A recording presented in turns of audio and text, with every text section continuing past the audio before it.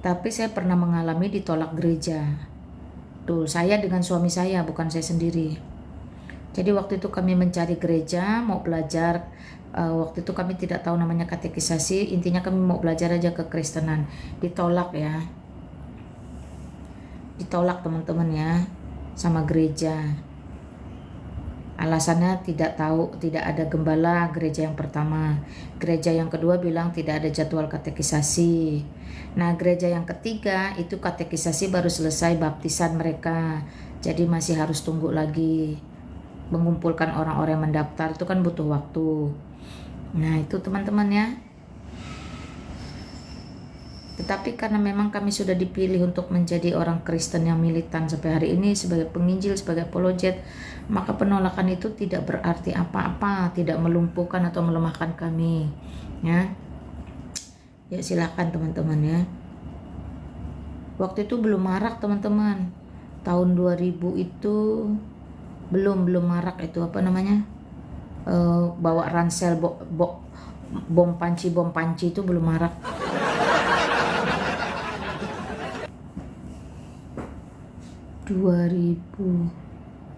Sudah lah ya, karena tragedi Bali aja udah terjadi tuh.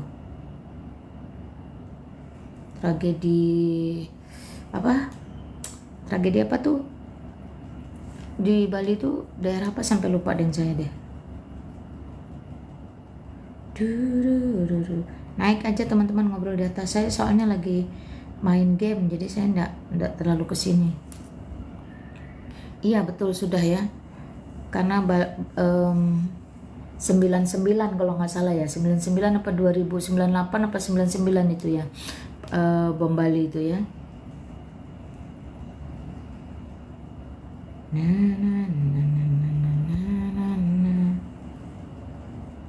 Yuk drone, naik drone, kak drone, naik.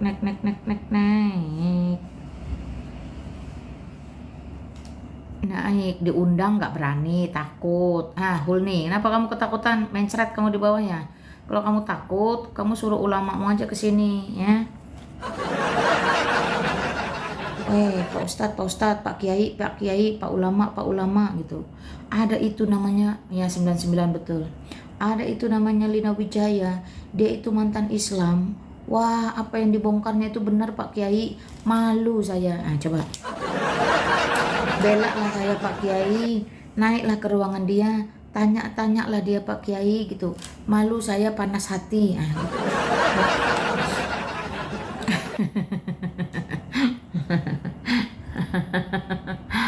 Kasih kesempatan nanya, enggak mau. Ditanya lebih enggak mau lagi. Mana bisa ditanya mereka? Ini bisa mati berdiri dia kalau ditanya. Mati berdiri dia, konslet otaknya, jiwa raganya langsung kesetrum.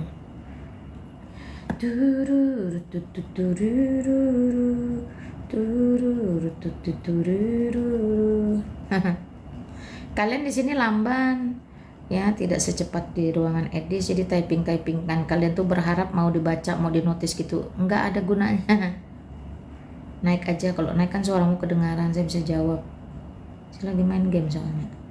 Saya bisa nggak tidur malaman tuh cuman main game aja teman-teman, jangan kalian salah.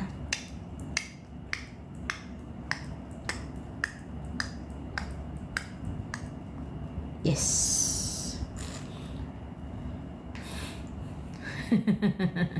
Nungguin ya, nungguin apa? Naik lah, tanya lah, dikasih kesempatan naik, tanya. Oh masih ketakutan, bingung saya.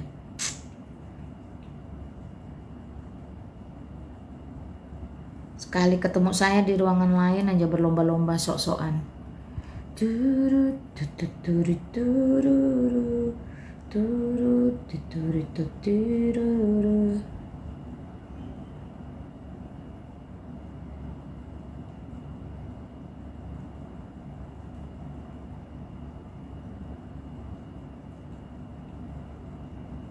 Kan sepi kan, takut kan.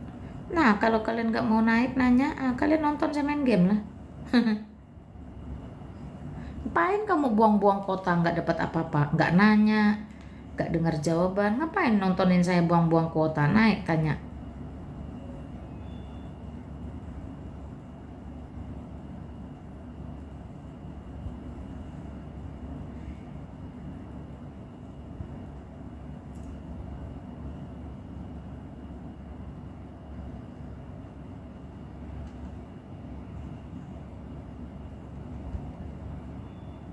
Saya nggak buka YouTube nih. Kalau buka YouTube, YouTube-nya rame. Males saya. Pertanyaan-pertanyaan di YouTube tuh biasa lebih lancar, lebih seru, lebih banyak, lebih rame. Karena penontonnya lebih banyak, ratusan. Harusnya kesempatan kalian yang di TikTok inilah biar terkenal tayang di YouTube saya.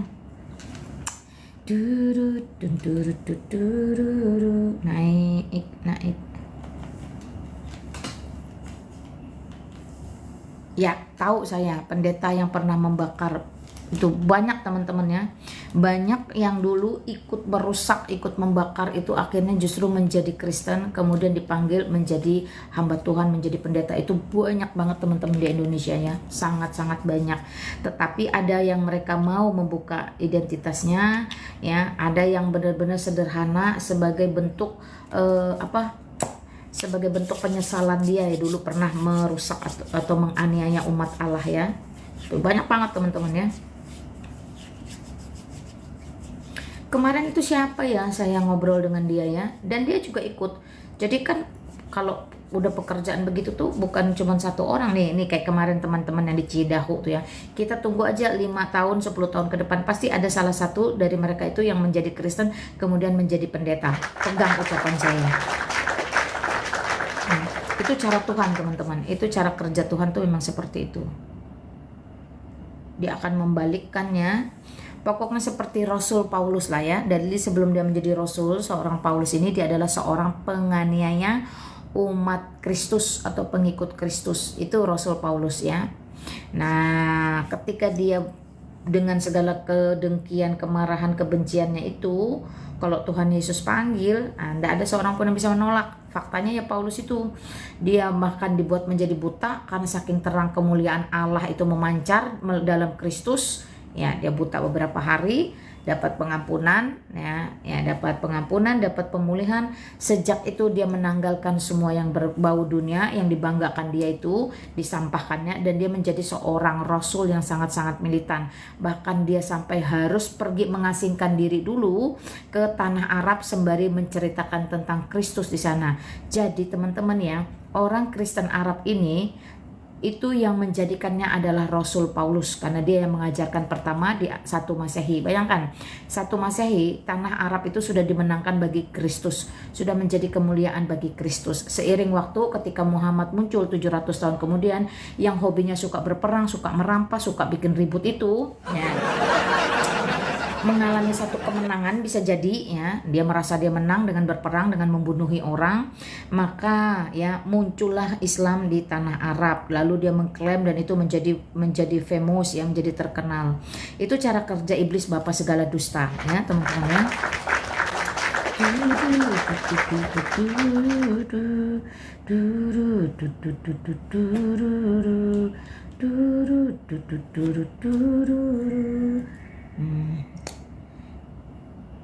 Seperti itu teman-teman ya, itu banyak banget. Makanya kalau orang Islam di Arab itu sebenarnya mereka sudah terlebih dahulu berkiblat atau melihat apa yang sudah dilakukan atau ditinggalkan oleh Rasul Paulus. Jadi si Muhammad ini hanya meniru Paulus saja sebenarnya teman-teman ya. Hanya meniru Paulus, ikut-ikutan di tanah Arab mengadu untung, cari pamor ya, dapat panggung juga sih ujung-ujungnya ya. ini kumat.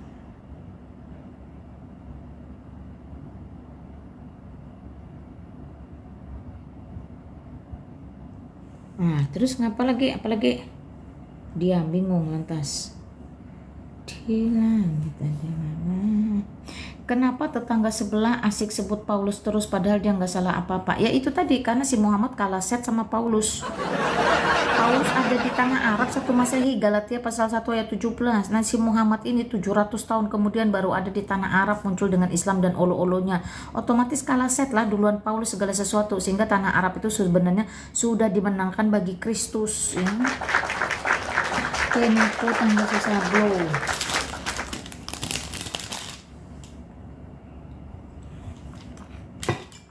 kalah set teman-teman. Jadi kalau benci, marah, cemburu, iri, dengki, biasalah orang kan kalau skala set begitu.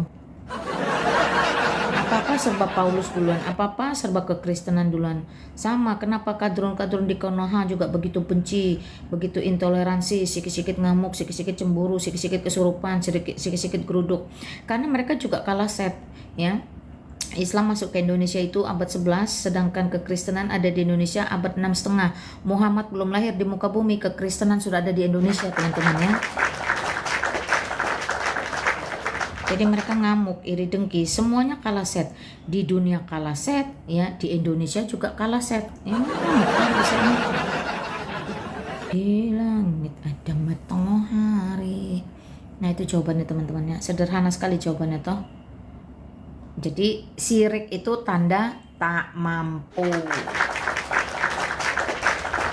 Karena tidak mampu, akhirnya menjadi sirik, iri, dengki. Nama penyakit hatinya adalah hasad, hasud. Nah, itu dalam Islam penyakit hasad, iri, dengki. Tidak suka melihat Rasul Paulus duluan membawa bangsa Arab itu kepada kemurahan Tuhan, ya. Iri, dengki, hasad, hasud, melihat kekristenan dulu ada di Indonesia daripada keislaman itu. Nah, itulah deh. Tuh jawabannya, ada lagi. Aduh dingin. Lama-lama dingin, matikan AC dulu.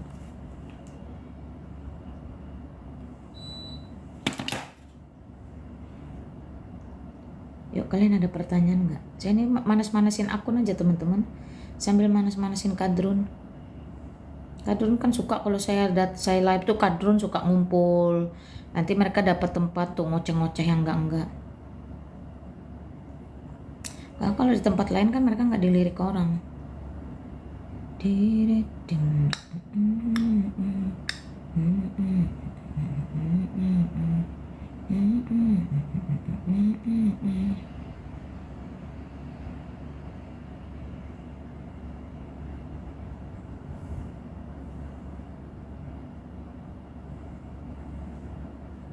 Ayolah, lagi tegang nih saya main game. Oke, ada lagi nggak teman-teman? Nggak usah inilah ngoyong-ngoyoan lah sama mereka. Mereka udah makin hari makin punah kok. Mereka cuma bisa bergerombol di ruang-ruangan polemikus. Mana lagi berani mereka keluar? Tinggal yang kadrun-kadrun awam yang nggak tahu apa-apa, yang sibuk kasak kusuk, yang angat-angat tai ayam, yang nggak jelas masuk tujuan hidupnya apa, yang punya kuota hasil ngutang, dapat 10.000, 20.000 beli kuota, nontonin Lina Wijaya. Nontonin Lina Wijaya bukan mau ngobrol, nanya, rugi kamu nontonin saya nggak dapat apa-apa, buang-buang kuota. Ke suatu kelakuan yang amoral, kira-kira kenapa dibela terus bukannya ditinggalkan, Kak? Heran juga, anehnya. Itulah namanya, ya, pekerjaan iblis. Iblis itu adalah bapa segala dusta, maka ia akan mendustai kalian. Wah, ini junjungan kita ini suri toladon, kan? Apa yang disurikan, apa yang ditoladonkan? Tahu nggak arti kata suri toladon, teman-teman, ya? Suri teladan, suri tauladan. Apa itu suri teladan? Itu pun mereka nggak tahu, cuma sekedar ikut-ikutan. Lalu apa yang mau diteladankan? Orang, ya, kalau dari contoh itu Rasul Paulus dari jahat, dari negatif, begitu menjadi Rasul dia menjadi positif. Ini malah kebalikannya. Belum jadi Rasul bini satu, setelah jadi Rasul bini semau-maunya. Sampai di ruang mata pisau itu dikatakan apa? Raja seks. Rasul kok raja seks? Ya, naik. Nanti saya bernarasi kebablasan, kamu ngamuk. Kamu mengamuk. Ayo sini, saya kasih kamu pencerahan kolipah supaya kamu tidak selama-lamanya menjadi otak separuh. Naiklah. Naik. Disuruh naik, tidak mau, diundang naik, ketakutan. Apa sih? Tapi suka nontonin saya, suka typing di ruangan saya, itu maksudnya apa? Coba naik. Ya Allah, Ya, hamba mohon kasihanilah Kulipah Fadilun yang dikatakan oleh Muhammad itu otaknya separuh, ya Allah kasihanilah dia. Nah, semoga Allah mengasihanimu. Segeralah dia diberikan pertobatan ya Allah. Yuk ada lagi. Jangan Lin, kasihan Lin, itu awam Lin. Oh gitu ya. Ya udah, saya nggak narasi lah, saya main game ya. Kalian naik nggak ngobrol. Itu tulisannya mau ngobrol naik, dah. Jangan ngoceh di bawah, ngobrol sama saya sini. Saya ini orang baik kok kalau ngobrol. Silakan mau ngobrolnya sopan, santun, pakai adab. Pokoknya Anda sopan, saya segan. Anda setan, saya usir. Udah sesederhana itu aja. Saya ini paling jago ngusir setan. Di langit matahari. Apalagi waktu Tuhan Yesus bilang roh yang ada padamu lebih besar daripada roh yang ada di dunia ini. Oh, paling jago orang-orang Kristen tuh ngusir setan. Makanya orang Kristen tuh tidak ada yang kesurupan. Kalau ada orang Kristen bisa kesurupan, itu Kristen abal-abal. Udah pasti Kristen abal-abal.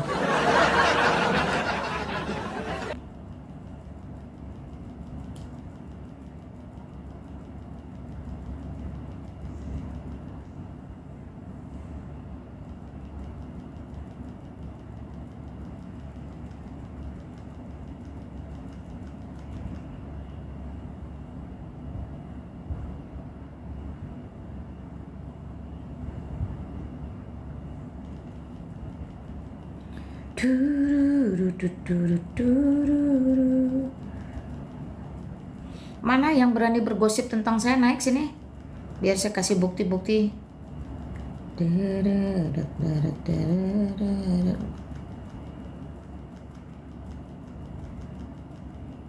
Yes, diam-diam ya, saya lagi ngelawan bosnya nih. Soalnya saya pakai tangan kiri.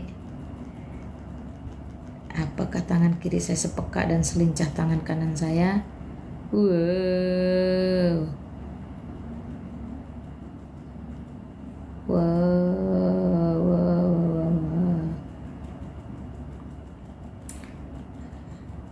Good.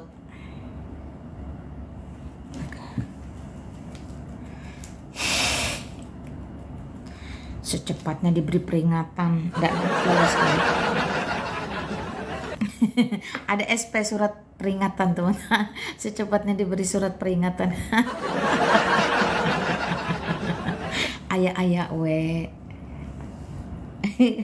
Emang Olomu bisa ngasih SP berapa? SP1, SP2, SP3.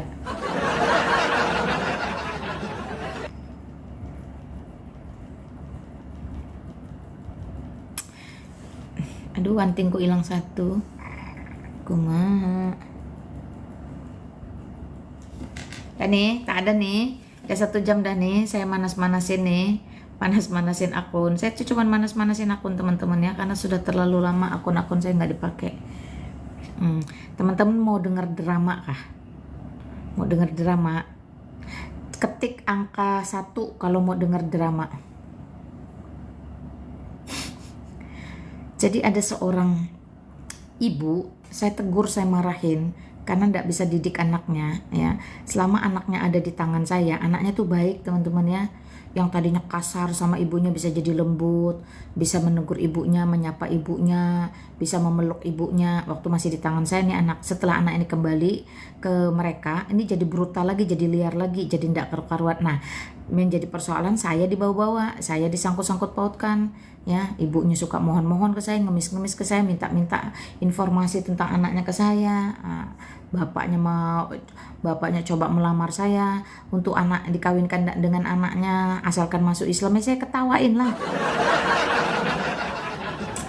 Ya, jadi kalau teman-teman mau dengar dramanya, yang saya maksud drama sinetron. Teman-teman kalau mau dengar sinetronnya dalam bentuk rekaman-rekaman suara-suara itu ya. Nanti terkejut sendiri lah.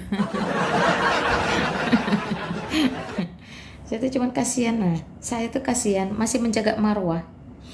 Tapi kalau udah ada yang naik aja tanya, Malina, aku mau nanya tentang isu ini, tentang gosip ini, bener nggak? Oh, saya putarin semua barang buktinya. Beneran? Biar kalian tuh tahu kenyataan. Saya ini selama ini jarang mau bongkar-bongkar orang kayak gitu.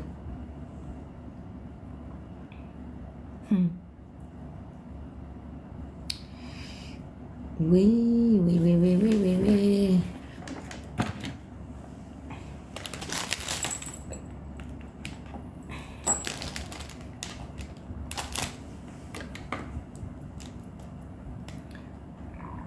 Kenapa lah si Hulni ini disuruh naik gak berani, tapi nongkrong di bawah tuh mau ngapain? Di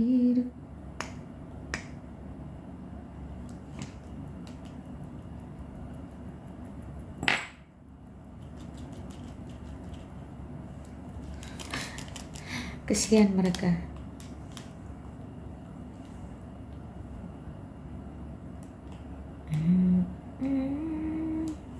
Wih, aku pencet 2 kali kah?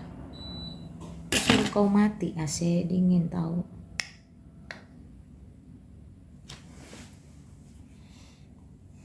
Jadi mau ngapalah kalian nih? Aku nggak mau bernarasi, aku bilang kalau aku bernarasi sih bisa bangun aja tuh turun, tapi aku lagi males teman-teman. Tadi aku lagi masih terbawa euforia serunya nonton filmnya Jackie Chan, Shadow Age tadi ya teman-teman, keren banget filmnya. Jadi Jackie Chan tuh walaupun dia sudah uzur tapi dia masih produktif. Nah, tahun 1994 Jackie Chan itu ke Indonesia, tepatnya ke Aceh waktu tsunami. Jadi yang datang ke Aceh itu Jackie Chan, CR7, nah sama Raja Arab ya, Raja Dubai ya, Uni Emirat Arab ya. Nah dari 3 tokoh dunia ini teman-teman, tahu nggak yang paling gede nyumbang itu siapa? Bukan si Raja Uni Emirat Arab yang padahal saudaranya sendiri yang terkena tsunami itu sama-sama Islam ya, bukan dia ya, dia yang menyumbang. Kalau waktu itu saya ingat saya berita ya, itu hanya sekitar 4 juta US dollar, tetapi Jackie Chan dan CR7 itu jauh melampaui itu semua teman-teman ya, perhatikan. Ya, Jackie Chan seorang apa, CR7 seorang apa, itu kita bisa lihat ya, Raja Arab seorang apa, tapi pada faktanya, pada realitanya apa? Yang paling banyak memberi justru yang non-Islam. Nah, jadi belajar ya, memang susah sih ya, ini memang ajaran itu menentukan kelakuan. Jadi kita melihat bagaimana seorang CR7 itu rendah hati, mengasihi. Nah, Jackie Chan juga begitu. Ini satu apa ya, kalau bagi saya pribadi itu sebuah kebanggaan tersendiri ya, karena pada faktanya saudara seukuah itu belum tentu jaminan. Bahkan kebanyakan hari ini pun di Konoha kita lihat sendiri, sama-sama Muslim sendiri pun mereka saling bunuh-bunuhan, saling gontok-gontokan, karena itu ternyata sesuai dengan apa yang dikatakan oleh Quran sendiri. Muhammad sendiri berkata bahwa kaumnya itu akan pecah dalam 73 milah atau golongan. Nah, karena ini sebuah perpecahan, maka mereka saling sikut-sikutan, sikut-sikutan. Nah, seperti itu teman-teman ya. Itulah sedihnya mereka ini. Berpikir berharap paling banyak menyumbang dari saudara-saudara Islam, justru tidak ada ya teman-teman ya. Kenapa saya tahu persis? Ya, karena waktu itu kita dari dunia penerbangan yang utama itu ditasir 3 bulan di sana membangun Aceh dalam waktu singkat. Maka objek vital yang harus dibangun duluan itu adalah bandara. Ya, di samping armada dari laut. Jadi waktu itu bantuan itu datang dari laut dan dari udara, teman-teman ya. Bayangkan tuh.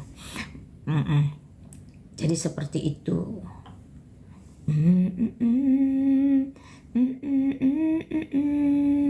Ini orang ini kenapa yang ini nih, si Saping nih, kamu kenapa sinting kah apa?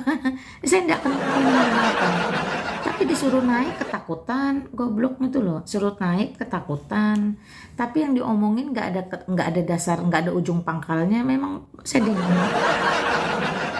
susah gampang ruangan Kristen ini ya selalu diserang oleh iblis-iblis yang bermanifestasi dalam bentuk apapun, dalam diri siapapun. Ntar dulu, saya tadi sampai mana gamenya? Oke. Dung, dung, dung, dung. silahkan naik. Nah, udah berapa skorsnya? Oke.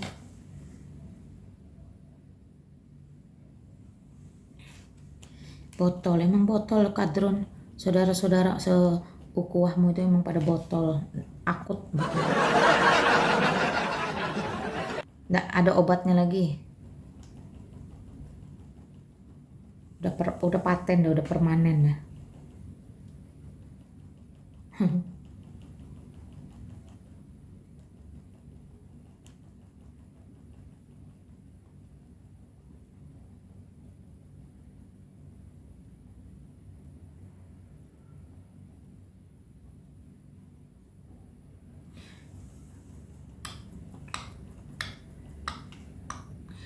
Apa yang kalian tunggu di bawah?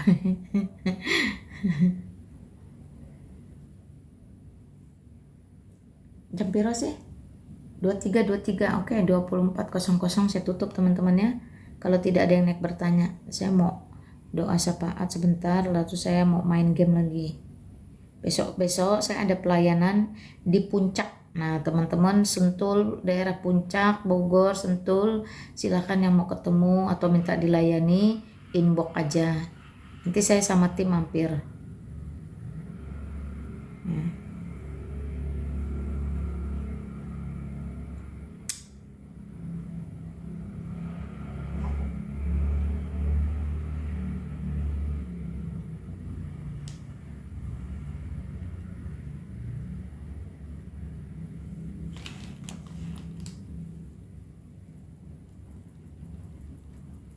Ya, teman-teman Jabodetabek yang minta dilayani atau mau ketemu, inbox teman-teman, atau hubungi nomor tim yang ada di channel YouTube saya atau di profilnya teman-teman ya. Mumpung saya ada di Jabodetabek, nanti saya sepanjang September tidak di Jakarta.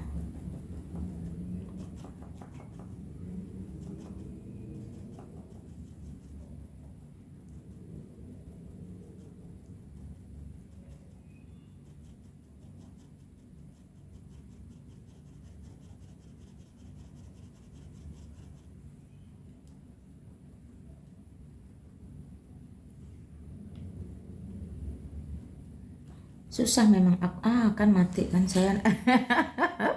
Ngeluk bentar mati saya. Kena tembak teman-teman, ayuy. Kena tembak.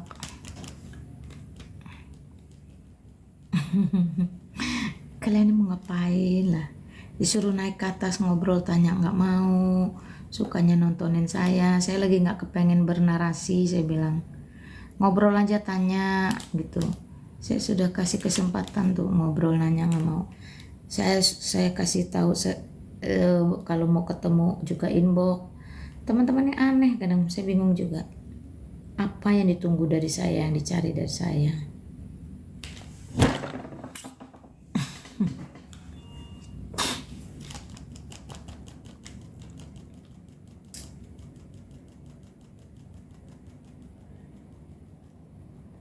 Coba saya lihat ya. Coba saya lihat dulu ada nggak ya. Saya cuman si Yuli, males saya. Saya tuh nggak tahu kenapa ya ditegur sama dikasih tahu. Beberapa orang menilai terus disampaikan ke saya. Maimunahku. Aduh. Kelasnya kelas elementary teman-teman, nggak selera saya. Berapologet dari Eropa dan Amerika amannya, siapkan dana berapa kak? Kamu mau sponsorin saya kah? Mau suruh saya keluar? Saya tidak bisa total teman-teman ya. Walaupun saya dapat julukan Edis versi wanita, tapi saya tidak bisa total ya. Saya sudah beberapa kali ditawarin kemarin di Australia. Nah, Jepang saya sudah coba kemarin ya, sekitar 40 hari ya saya di sana. Saya sudah coba dan saya merasa tidak ini ya.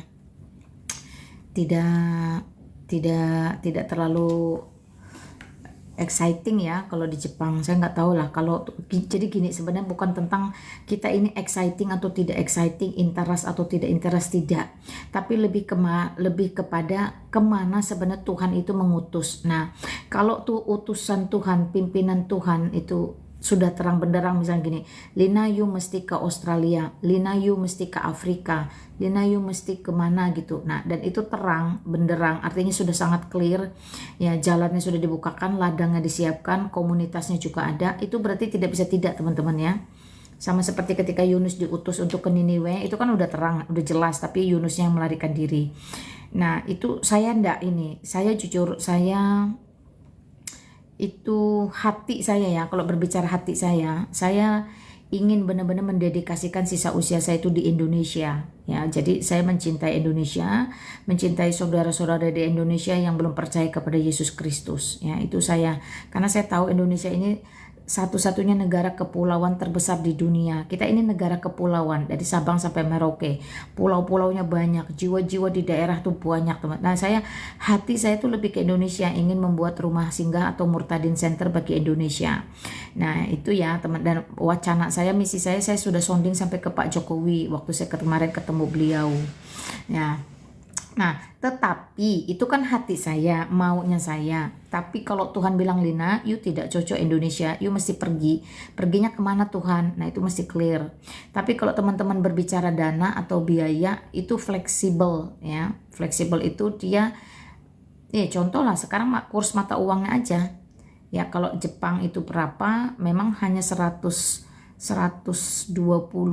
rupiah per 1 yen kalau nggak salah ya, 126 rupiah per 1 yen. Tapi di sana kalau belanja rata-rata ribuan yen.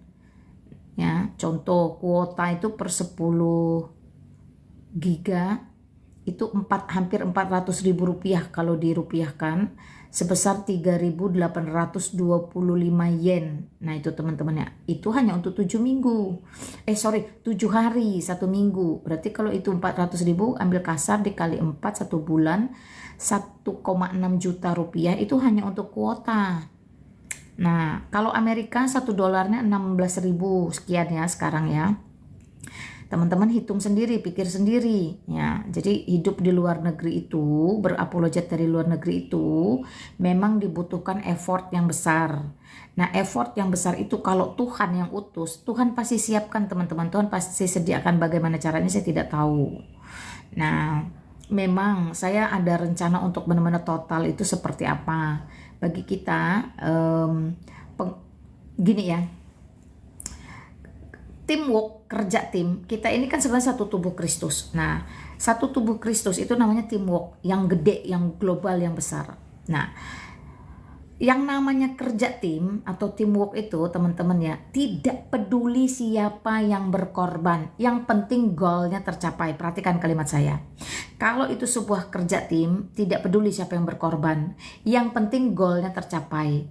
Makanya kalau kami apologet yang akhirnya harus berkorban, ada di depan kamera, dihina, dihujat, dipitnah, ditekan, dipersekusi, diintimidasi, harus nomaden, berpindah-pindah mobile sana sini, meninggalkan pekerjaan, meninggalkan keluarga, meninggalkan komunitas, meninggalkan hobi, meninggalkan kepentingan pribadi ya, itu tidak peduli. Yang penting goalnya tercapai. Apa goalnya? Goalnya adalah banyak jiwa-jiwa yang dipulihkan, banyak jiwa-jiwa yang dimenangkan, banyak domba-domba yang sesat itu dikembalikan, dipulihkan, seperti itu teman-teman. Nah, teman-teman juga pengorbanannya apa? Mungkin teman-teman berkorban doa bagi kami, berkorban biaya uang bagi kami. Karena apa? Karena memang kami hidup itu tidak layak lagi sebenarnya teman-teman. Kalau teman-teman bisa layak, bisa ini, bisa itu. Misalnya contoh kalau Natal, Lebaran, Imlek, teman-teman masih bisa berkunjung ke sana. Nah, kami coba gak bisa. Kalian mungkin lihatnya, oh enak terbang ke sana, oh enak terbang ke sini. Terbang itu gak enak. Indonesia ke Jepang itu ada yang 16 jam, ada yang 33 jam. Gak enak itu. Kalian pikir enak duduk berjam-jam, gak bisa baring, gak bisa tidur. Kalaupun tidur ala kadarnya, tidur sambil duduk, itu gak enak.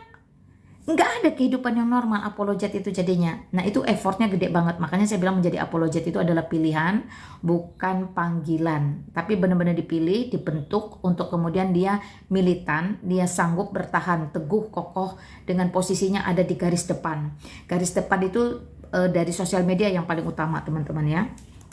Jadi kalau memang teman-teman ya udah, kami dapat gambaran Mak Lina. Jadi cost itu mahal. Di samping kos itu mahal, kami harus memperkaya diri kami ini dengan skill bahasa. Di Jepang itu harus bisa N1, N2, N3 terus ya sampai N4, nah 5 bahkan mungkin ya. Sama kalau di Amerika berarti kita harus menguasai bahasa Inggris ya, TOEFL kita tuh sampai mana. Nah, itu enggak mudah. Sama sekali tidak mudah. Jadi kalau kalian tidak dukung tuh sebenarnya kami juga agak-agak hopeless. Tapi biasanya kami bersandar kepada Kristus ya. Kalau Kristus utus, dia yang akan urus. Cara dia urus kami tidak tahu. Dengan memakai teman-teman, menggerakkan teman-teman bisa jadi seperti itu ya. Yang jelas effortnya itu gede banget teman-teman. Ya itu tadi. Nih ya, nih. Ini di Indonesia cuma 2.800 rupiah saya beli tadi. Indonesia punya ya.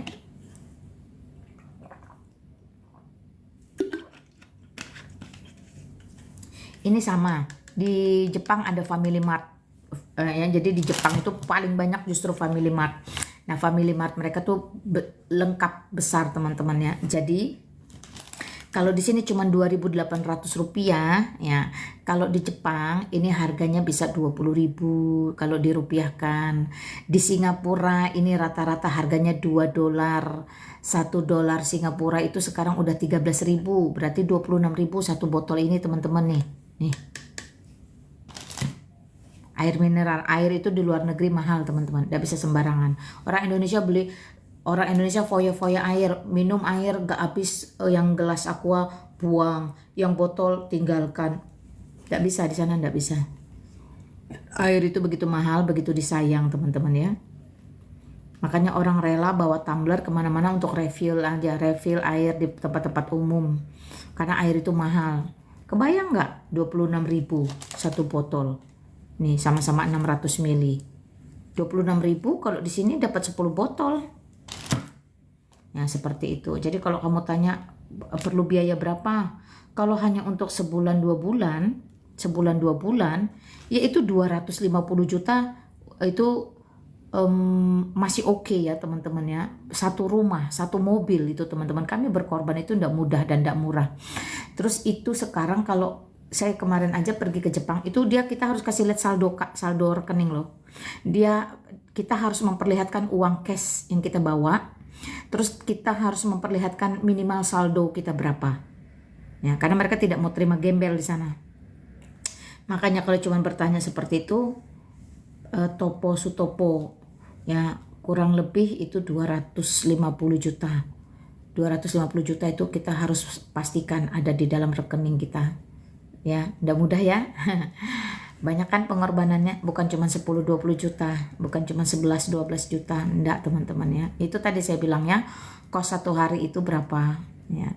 Terus kalau kita memang kayak kemarin saya di Jepang itu kan saya tidak mungkin diam di dalam rumah.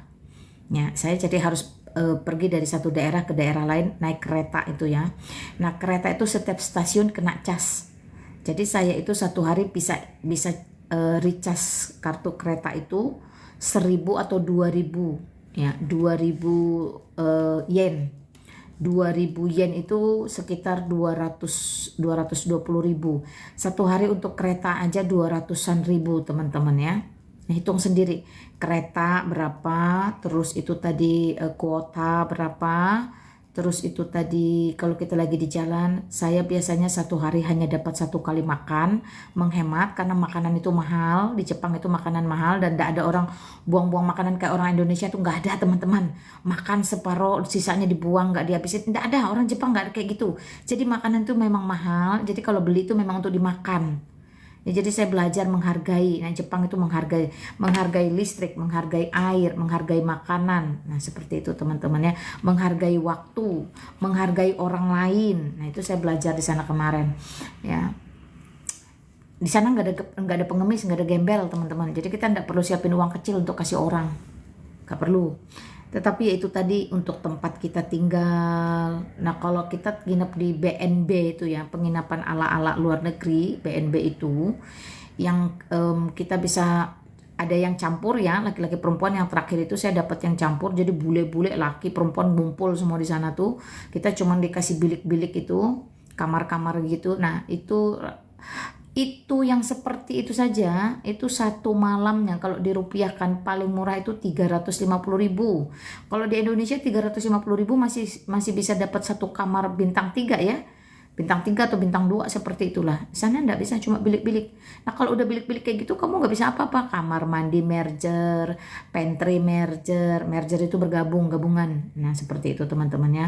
Lobby merger, kursi sofa duduk kayak gitu dah. Saya pernah cobain pernah cobain sewa satu malam aja ya hotel ya di Jepang itu yang nggak jelek-jelek amat ya. Mungkin kalau di Indonesia tuh kayak si Five Hotel, kayak Pop Hotel, kayak gitu yang bintang-bintang 3 tuh ya. Itu satu malamnya udah 700.000 teman-teman di sana. Kalau dirupiahkan mahal. Maka akhirnya saya tidak di hotel, tidak di penginapan ya. Saya jatuhnya ke rumah warga atau ke rumah jemaat. Ya. Jemaat gereja di sana, saya tinggal di sana, tinggal bersama dia. Nah, dia hanya seorang diri, jadi saya tinggal sama dia, jadi kami berdua. Nah, seperti itu teman-teman ya. Kos di sana tinggi mahal. Saya nggak tahu kalau Amerika seperti apa, lihat aja kurs mata uangnya. Australia seperti apa, Singapura juga mahal teman-teman ya. Singapura itu mahal banget. Ya nggak tahu lah. Ya teman-teman kalau pengen saya seperti Edis benar-benar total membongkar, itu saya memang tidak bisa di Indonesia. Tidak bisa dipungkiri, tidak bisa di Indonesia, harus di luar Indonesia. Saya tidak tahu Tuhan pimpin saya kemana. Sampai hari ini saya tidak punya sponsor tunggal atau sponsor khusus untuk saya ada di luar negeri. Jadi selama ini saya benar-benar independen dan itu menguras apa yang ada pada saya teman-teman ya. Ini saya sampai mau jual aset nih. Saya sih sudah lama ya, kalau mobil saya sudah lama nggak mau pakai dan memang nggak punya, jadi saya sudah jualin semua, udah lama teman-teman kalau mobil ya. Jadi kalau tanah rumah itu saya lagi bergumul nih. Saya kemarin udah ada ngomong sama Edis ya, Edis kalau rumah saya ini laku 2M saja, saya benar-benar hijrah merger gabung sama kamu aja lah. Jadi uang 2M itu bisa dipakai untuk bangun apa yang dibutuhkan di sana ya, seperti itu teman-teman ya. Atau nanti kita sambil mau buka usaha apa di sana. Nah seperti itu. Tapi saya nggak tahu nanti gimana proses jual belinya itu. Ya seperti itulah ya. Yang bertanya tadi Sutopo ya. Kalau memang ada yang tertarik silahkan aja hubungi nomor tim yang ada di channel YouTube saya, di profilnya itu diklik teman-teman, ada nomor tim, hubungi saja di sana. Apa yang mau didiskusikan, apa yang mau disupport, apa yang menjadi program atau metode sebagai masukan untuk kami bawakan atau kami sampaikan. Saya pribadi itu sangat terbuka dengan semua itu. Bahkan kemarin waktu saya di Dieng itu saya benar-benar tidak tahu menau, tetapi ada satu toko souvenir terbesar di Dieng itu minta bantuan saya. Dia tahu saya, kenal saya, minta bantuan saya ke itu pimpinan konten kreatornya itu minta bantuan saya untuk bikin VT. Kasarnya saya di endorse tapi saya produknya nggak ambil teman-teman ya. Saya nggak ambil produknya, saya nggak bawa produknya karena kebetulan itu kan makanan ya, kuliner ya. Dan saya nggak terlalu ini kalau untuk kuliner. Saya bantu aja, saya bilang saya bantu bikin VT, saya di situ menjadi bintangnya, saya bantu promosikan, tapi saya nggak mengambil. Walaupun kemarin katanya nanti kita coba kirim kontraknya ya ke Jakarta. Saya bilang nggak usah repot-repot lah ya. Saya konsen saya. Kalau Bu Sofi sudah lama di Amerika teman-teman ya. Sebelum Edis Bu Sofi sudah di sana. Nah, banyak sekali yang juga menyuruh saya keluar saja karena memang potensi saya cukup besar. Potensi saya cukup besar itu mungkin dilihat dari tidak gentarnya saya ya teman-temannya. Saya sekarang beginilah apa yang harus digentarkan. Saya tetap percaya Republik Indonesia ini memiliki dasar hukum yang jelas, walaupun kadang memang keadilan sulit untuk ditegakkan seadil-adilnya. Tetapi apakah kita itu menjadi ciut ya? Apakah kita itu menjadi mengkerdilkan kuasa Allah? Ya enggak juga sih ya teman-teman ya. Bagi saya di dalam kitab Roma itu jelas ya, kalau nggak salah Roma 18:28, Allah turut bekerja dalam segala sesuatu itu untuk mendatangkan kebaikan bagi setiap orang yang dipanggil masuk ke dalam rencananya yang mengasihi dia. Nah itu sangat clear. Jadi kalau kita semua berlomba-lomba pergi ke luar negeri, siapa yang urus Indonesia? Oh, dari luar negeri kita bisa memenangkan jiwa di Indonesia. Betul, saya juga sepakat itu teman-teman ya. Jadi gini aja, saya tidak pernah menutup diri kalau memang Tuhan mengutus saya harus ke luar negeri melalui orang, melalui para sponsor atau siapapun yang mendanai. Saya tidak pernah menutup diri. Kebetulan saya juga nggak bodoh-bodoh amat ya. Saya punya skill ya seperti itu teman-teman ya. Dan sudah dibuktikan. Saya sendiri bisa hidup di Jepang tanpa siapapun, tanpa kenalan saudara atau apa enggak. Saya tetap bisa memberitakan Injil. Saya bisa tetap menjangkau jiwa-jiwa ya seperti itu. Nah, dan saya bisa tetap juga bersosial media. Oke, kalau memang Tuhan mau kita semua ada di luar untuk kita benar-benar bisa total membongkar mindset, menyatakan kebenaran melalui sosial media untuk saudara-saudara yang ada di Indonesia. Lalu ketika ada jiwa yang ingin ditindaklanjuti, kita akan arahkan kepada pendeta-pendeta yang ada di Indonesia. Itu pun juga tidak menutup kemungkinan kalau memang cara kerja menjelang akhir zaman itu seperti itu yang Tuhan tetapkan. Nah, teman-temannya perhatikan. Kalau memang seperti itu yang Tuhan tetapkan, tidak menutup kemungkinan Lina Wijaya juga harus settle di luar seperti itu. Tetapi kembali lagi kepada apa yang menjadi pimpinan Tuhan. Kalau memang sudah terang benderang, saya memang harus ada di luar, saya akan tunduk patuh kepada pimpinan Tuhan itu, ya teman-teman ya. Makanya silahkan doakan kami, silahkan dukung kami dalam dana. Banyak sekali yang sudah kami korbankan tanpa kami harus bercerita, tanpa kami harus berbicara. Kadang itu hanya air mata kami yang mengalir, kadang itu kami hanya terduduk diam di hadapan Allah. Ini mau sampai kapan? Tapi ya itu tadi teman-teman ya, nggak bisa kita lari, kita nggak bisa kabur. Ya Yunus itu udah pernah mencoba lari kabur, tapi pada faktanya seperti apa? Kaburnya dia, larinya dia justru menimbulkan gejolak dan memang membuat orang-orang di dalam kapal itu akhirnya bertobat. Tetapi caranya tidak disetujui oleh Tuhan, karena cara itu akhirnya ada konsekuensi toh. Nah, dari cerita Yunus kita tahu bahwa kalau sudah Tuhan utus itu kita nggak bisa lagi melarikan diri. Jadi kalau satu hari memang Tuhan utus saya harus di luar negeri untuk bisa total, bisa benar-benar maksimal, ya saya juga nggak bisa melarikan diri teman-teman. Bagaimana caranya? Saya nggak tahu, terserah Tuhan. Nah seperti itu.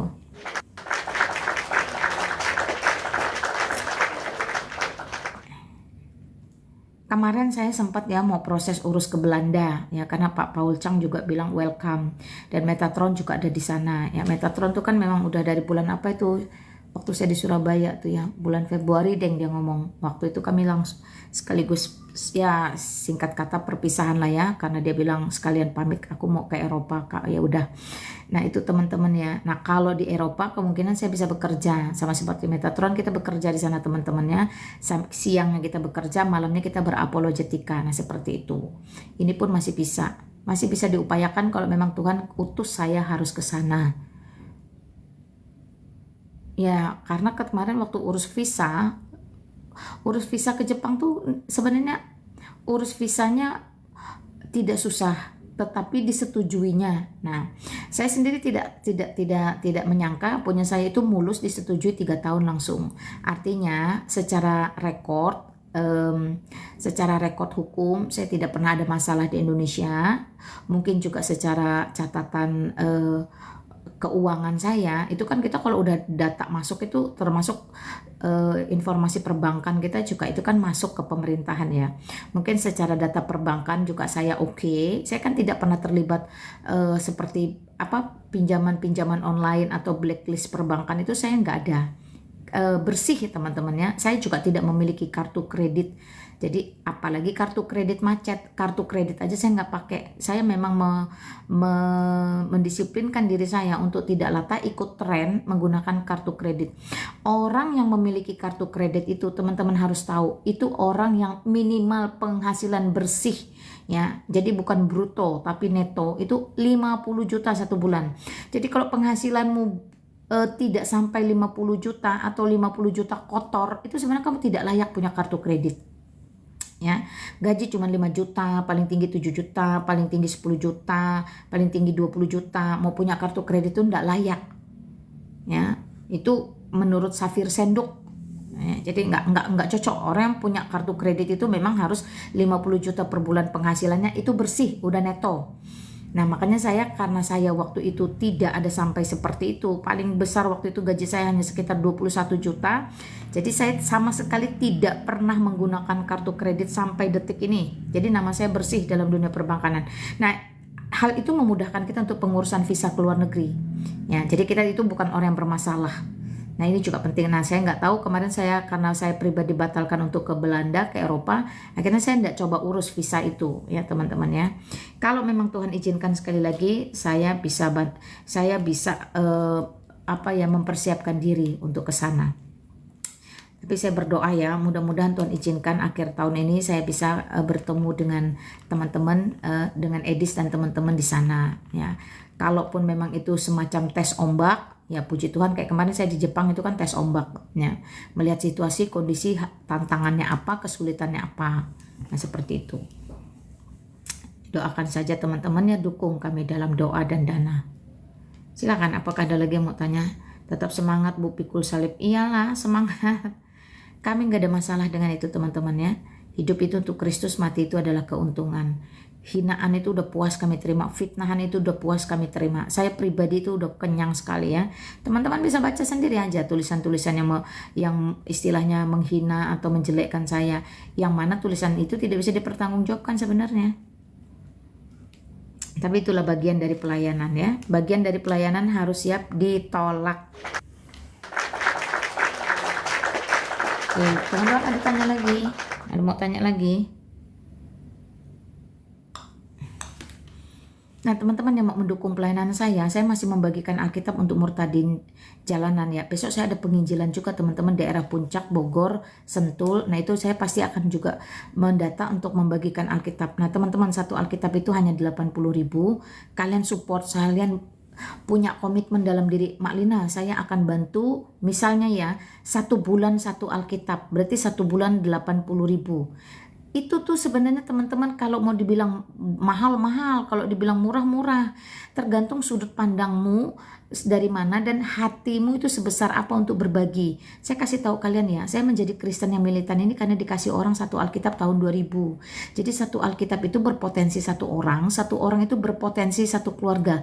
Dari saya, kisah para rasul itu terjadi. Percayalah kepada Yesus Kristus, engkau akan selamat, engkau dan seisi rumahmu. Itu adalah kalimat Rasul Paulus kepada kepala penjara. Jadi waktu itu gempa, penjara terbuka, tangannya Paulus itu rantai semua terlepas, tapi dia tidak melarikan diri. Nah itu yang membuat kepala penjara itu akhirnya terbuka. Makanya Paulus berkata, percayalah kepada Yesus Kristus, kamu akan selamat, kamu dan seisi rumahmu. Hari itu juga kepala penjara itu bertobat dengan seisi rumahnya. Nah perhatikan teman-teman ya, jadi 1 Alkitab itu berpotensi 1 orang. 1 orang itu berpotensi 1 keluarga. 1 keluarga itu minimal berpotensi 1 wilayah. Sedangkan kami ini sekarang ada di beberapa wilayah, kebayang nggak? Nah makanya jangan tahan dirimu, jangan pelit, jangan berpikir begini begitu. 1 Alkitab itu kita harus beli per 100 buah. LAI kasih harga 8 juta, berarti 80.000. Yang TB2 ukuran sedang, sehingga yang mata-mata plus itu masih bisa baca teman-teman ya. Belajarlah memberi diri untuk pelayanan, belajarlah memberi diri untuk pekerjaan Tuhan. 80.000 itu 1 kali kamu nggak pergi nongkrong sama teman-temanmu. 80.000 itu 1 kali kamu nggak pergi hura-hura sama temanmu. Jadi kalau 1 bulan kamu kasih 1 Alkitab, 1 tahun ada 12 Alkitab, ada 12 orang, ya, ada 12 keluarga, ada 12 wilayah. Itu cara kerja pekabaran Injil teman-teman ya. Sederhana sekali sebenarnya. Ya, jadi belajar tutup mata, komitmen kepada diri sendiri. Tuhan, saya berdoa 1 Alkitab ini memenangkan 1 jiwa. 1 jiwa ini memenangkan 1 keluarga. 1 keluarga ini memenangkan 1 wilayah. Saya tidak tahu waktu orang yang memberikan Alkitab kepada saya tahun 2000 itu berdoa apa bagi saya.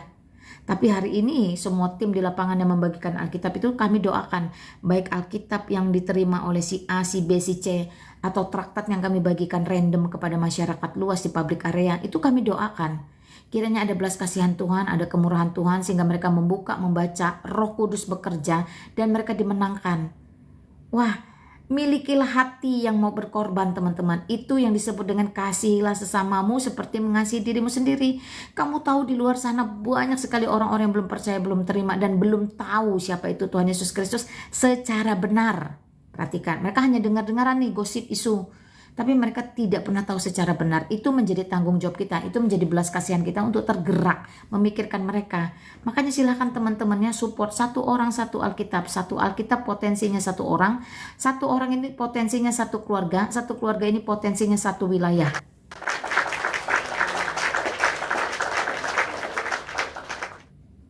Ya, jadi jangan nongkrong. Saya dulu ya contoh lah ya, satu kali makan di pizza itu open table nggak pernah di bawah 500.000. Nah, jadi sekarang saya kalau makan keluarkan uang 500.000 itu saya akan men-challenge diri saya. Saya harus minimal bagi traktat kepada 50 orang. Saya harus minimal membeli Alkitab untuk 5 orang.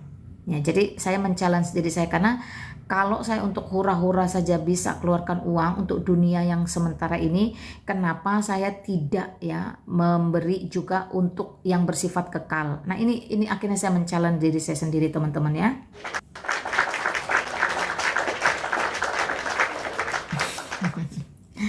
Ya, kadrun-kadrun yang kepanasan silahkan. Dia nggak tahu kita tadi dia ngapain dari mana ya, teman-teman silahkan.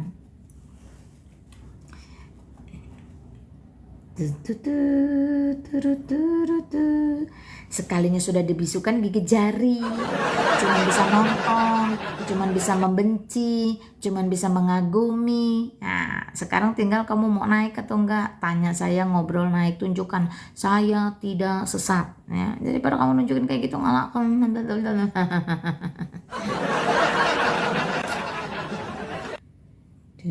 Saya nggak ngerti apa perasaanmu tidur dengan perasaan benci. Apa rasanya tidur dengan perasaan benci yang diajarkan oleh Muhammad itu? Apa rasanya? Sudah gitu kalian berseru-seru lagi kepada roh yang di dalam kubur.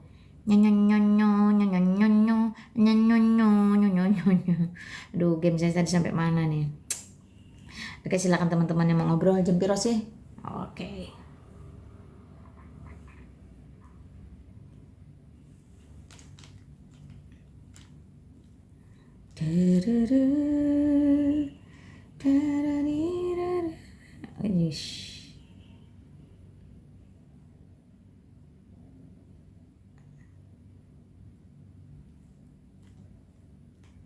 Saya tangannya kiri main game. Boleh lah, apa namanya, tabletnya boleh lah. Thank you ya yang sudah kasih tablet ke saya. Katanya sih kemarin endorse ya dari Advan, tapi saya nggak ngerti, bodo amat lah. Bulan apa ya, bulan Maret saya dikirimin 3 handphone bahkan, teman-teman ya. Saya nggak tahu yang ngirim siapa-siapa aja, saya kadang juga lupa tuh. Saya cuma bisa ucap terima kasih. Nah, 1 handphone saya kasih untuk seorang apologet di Surabaya untuk dia pelayanan. 1 handphone saya bantu pedagang kaki 5 di depan gereja saya itu karena handphonenya rusak, dia nggak mampu beli yang bagus atau dia mau beli second, katanya ada uangnya 1 juta mau beli yang second. Nah, saya kan dikasih Oppo tuh, saya nggak tahu Oppo apalah, tapi daripada 1 juta beli second, saya bilang bayar aja Oppo ini 700.000, buka bungkus masih garansi. Wah, dia senang sekali ya teman-teman ya. Jadi kita itu kalau diberkati wajib memberkati orang lain. Nah, uang 700.000 itu saya kembalikan untuk beli Alkitab. Nah, lalu 1 saya pakai teman-teman, karena kan kemarin dikasih 3 tuh sampai HP dikirim ke tempat saya, di endorse ya. Yang 1 saya pakai teman-teman. Nah, sekarang puji Tuhan ada yang memberikan tablet, tapi saya nggak tahu, belum tahu nih mau dipakai apa. Saya masih download game-game aja nih. Mungkin saya akan download untuk Al-Quran ya, apa hadis-hadis itu, supaya kalau tempur buka data lebih cepat. Ya, ada aja cara Tuhan tuh teman-teman, saya nggak ngerti. Karena saya kalau untuk streaming saya ada laptop sendiri teman, dan laptop saya juga masih baru kok itu. Garansinya pun udah setahun belum ya? Udah ya, udah setahun. Garansinya 3 tahun. Ya, silahkan teman-teman kalau mau tanya-tanya.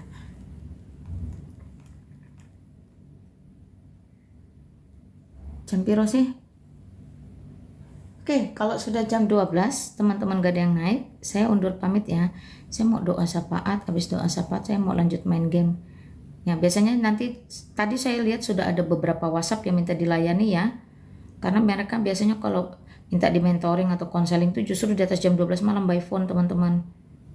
Nah, ini juga satu pelayanan yang tidak mudah. Mungkin karena ini ya apa namanya? Perbedaan waktu ini loh teman-teman, ya. Perbedaan waktu ini juga menjadi satu tantangan.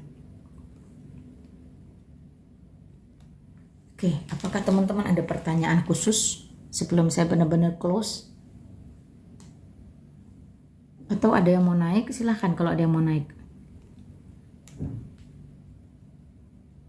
Kalau ada yang mau naik, saya masih bisa extend ya sampai jam 1 dini hari atau jam 12.30 kalau ada yang mau naik. Kalau enggak saya close room.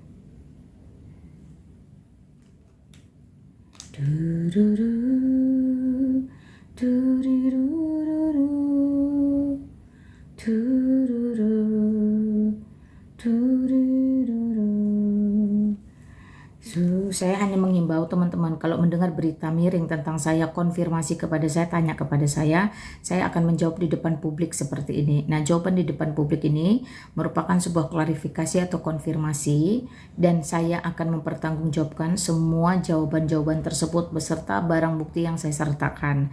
Nah, kenapa saya memberi diri untuk kalian boleh konfirmasi supaya kalian itu juga tidak terjebak dalam dunia fitnah, dunia tendensi yang tidak bertanggung jawab. Nah, itu penting teman-teman ya.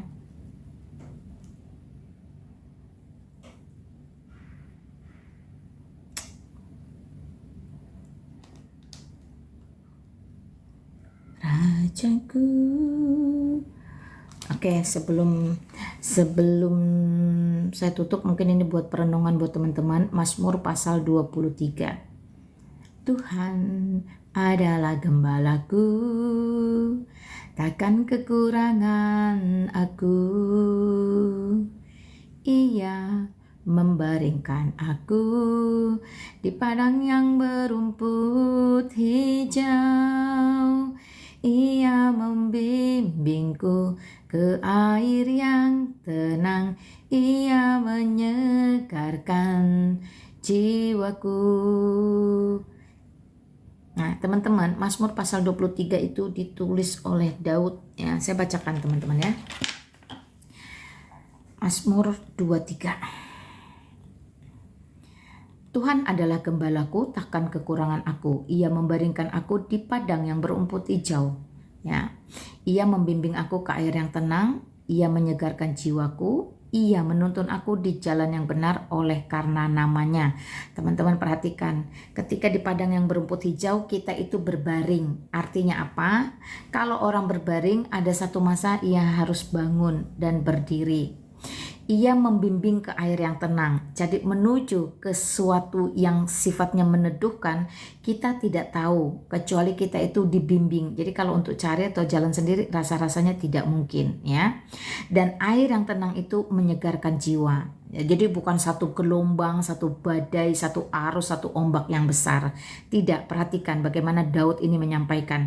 Ia menuntun aku di jalan yang benar. Jadi kalau kita mau ada di jalan yang benar harus ada sang penuntun itu sendiri.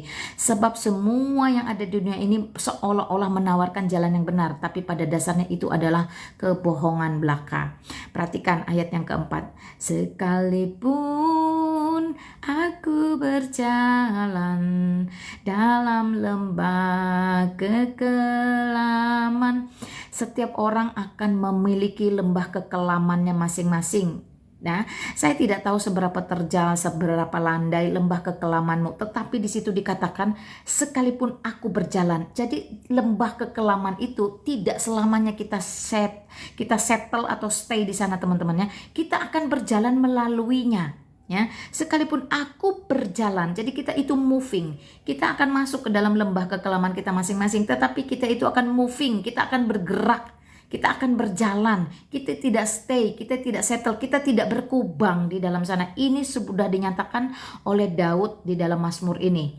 Lembah kekelaman masing-masing, tetapi pasti ada dan kita di dalamnya pasti bergerak atau berjalan. Kita tidak akan berkubang. Nah, ini hebatnya ya. Aku tidak takut bahaya. sebab engkau besertaku. Wah, ini hebatnya orang Kristen. Waktu saya Islam, tidak pernah ada perasaan kita itu dipeluk, kita itu dimiliki, kita itu dipimpin, kita itu dituntun, kita itu diterangi jalannya, itu tidak ada. Kita menebak, menerka, meraba sendiri di dalam kegelapan, di dalam kegalauan, di dalam carok marutnya situasi di muka bumi. Waktu itu saya rasakan ketika saya masih Islam. Makanya saya selalu tegaskan, waktu saya Islam itu tidak ada yang namanya perasaan kasih, damai sejahtera, dan sukacita. Baik kita memiliki uang yang banyak, apalagi pada saat kita tidak memiliki uang sama sekali. Nah, ini berbeda. Sekalipun aku berjalan dalam lembah kekelaman, aku tidak takut bahaya. Ada satu kepastian. Karena apa? Yaitu tadi, kita berjalan. Kalau berjalan berarti dari utara kita ke selatan, dari timur ke barat, dari dalam keluar, dari luar ke dalam. Itu satu pergerakan. Jadi kita benar-benar tidak stay di dalam masalah kita, di dalam lembah kekelaman kita. Dan ketika kita ada di dalam sana pun kita tidak takut bahaya. Sebab apa? Sebab engkau besertaku. Nah, ketika Allah beserta dengan kita, ini satu jaminan kepastian kekal yang membuat kita begitu happy mendengarnya ya. Gadamu dan tongkatmu itulah yang menghibur aku. Apa sih gada itu? Apa sih tongkat itu?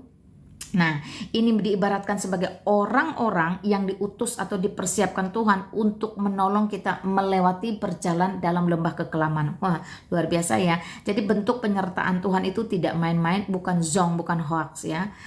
Sebab engkau besertaku, gadamu dan tongkatmu itulah yang menghibur aku. Ayat kelima teman-teman boleh baca. Engkau menyediakan hidangan bagiku di hadapan lawanku. Ya teman-teman, ini saya alami.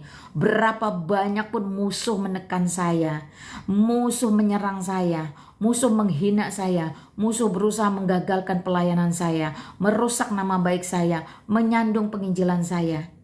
Tuhan tetap menyediakan apa yang saya butuhkan itu di hadapan mereka. Wah, ini luar biasa. Saya sangat terharu kalau udah baca Mazmur 23 ini teman-teman ya. Engkau mengurapi kepalaku dengan minyak, pialaku penuh melimpah. Apakah ada seorang apologet Kristen ini ya, setiap anak Tuhan yang sudah hidupnya menyerahkan diri di dalam Kristus itu menjadi gembel, menjadi peminta-minta, menjadi orang yang membawa jaring laba-laba di lampu merah, mengetuk-ngetuk pintu rumah orang, atau tertimbun hutang yang tidak berkesudahan? Tidak akan ya teman-teman ya. Perhatikan, urapan minyak di kepala kita itu jelas bahwa kita memang orang yang sudah dimeteraikan untuk boleh membawa kabar baik itu sampai ke ujung bumi. Penginjilan itu adalah misi Allah. Orang seperti kami ya, yang memberitakan Injil, seperti teman-teman yang mau memberitakan Injil, itu adalah orang yang menjadi pekerja Allah. Kalau penginjilan adalah misi Allah, masakan Allah tidak memberkati pekerja-pekerjanya? Ini bukan hanya sekedar iman teman-temannya, tapi saya sudah sering membuktikan. Saya sudah sangat sering membuktikan ya. Pialaku penuh melimpah. Jadi tidak akan kita itu menjadi gembel, menjadi pengemis, itu tidak ada ya.